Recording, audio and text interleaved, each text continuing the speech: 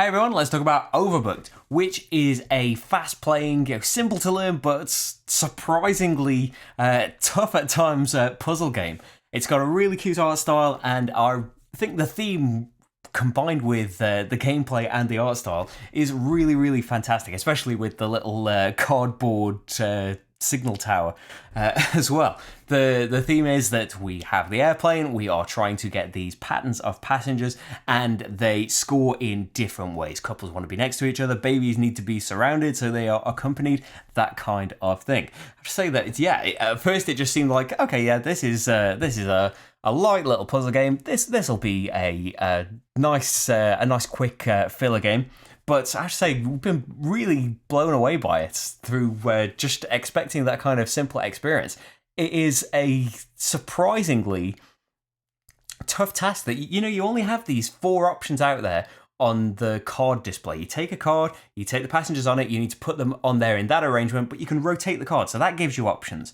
In the 1 to 3 player game, you've got 3 different sections of your plane. The passengers all have to go in one section for most of the cards anyway. And you want to meet all of these conditions. You don't want to overlap passengers because that's going to kick the old passengers off and lose you points.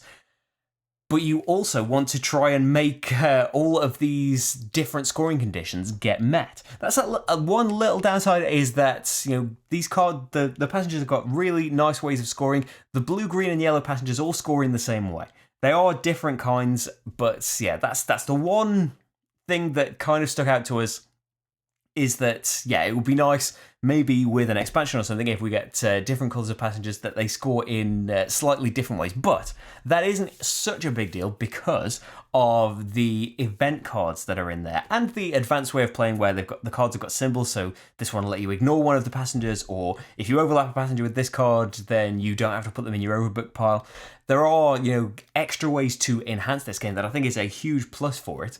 But those extra scoring cards will help give those similarly scoring passengers a bit of extra depth to them.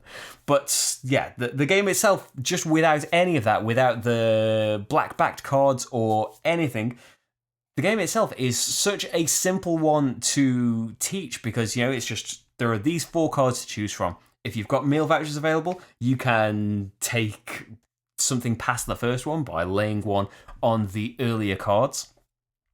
The scoring conditions, it's not like it's simpler than, say, a between 2 cities where there are a lot of these different types, and maybe that's a plus for having 3 of the types score in very, very similar ways. It's less rules overhead because you need to know all of that stuff up front. It's not really something that, okay, now we've got playing this puzzle, now we're halfway through this puzzle, now I'm going to tell you how one of them scores. It's one of those things where it all has to be explained up front, and maybe that's a big plus for this being, a more of a gateway game with all of its extras turned off.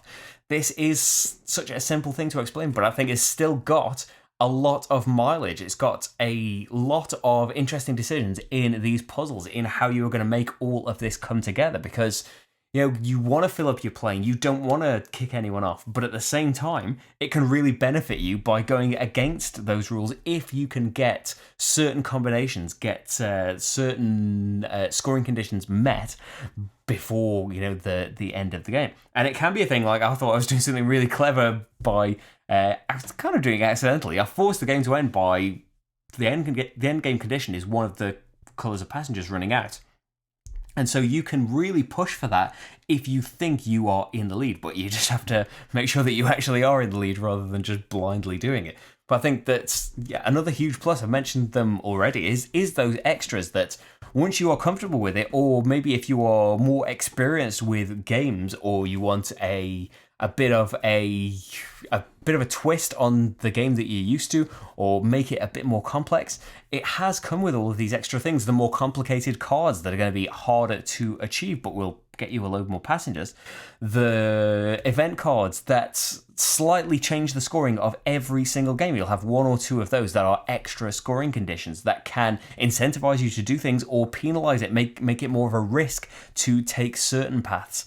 And there are the abilities on all of the cards as well. None of them are huge steps up in rules, but they each of them adds a lot of, it adds a whole other dimension. It adds a lot more complexity or a lot more thought into how you're going to go about your puzzle. Been absolutely enamored by this. Absolutely love it. I don't know about ways that you might hate it. If you really hate airlines, if you really hate puzzle games, yeah, you're not going to like it. But you've seen the playthrough and you've seen whether or not you're interested already. As for us, absolutely love Overbooked and really looking forward to trying it with absolutely everything turned on. Overbooked. I'll see you for the next game, everyone. Thanks for watching. Bye.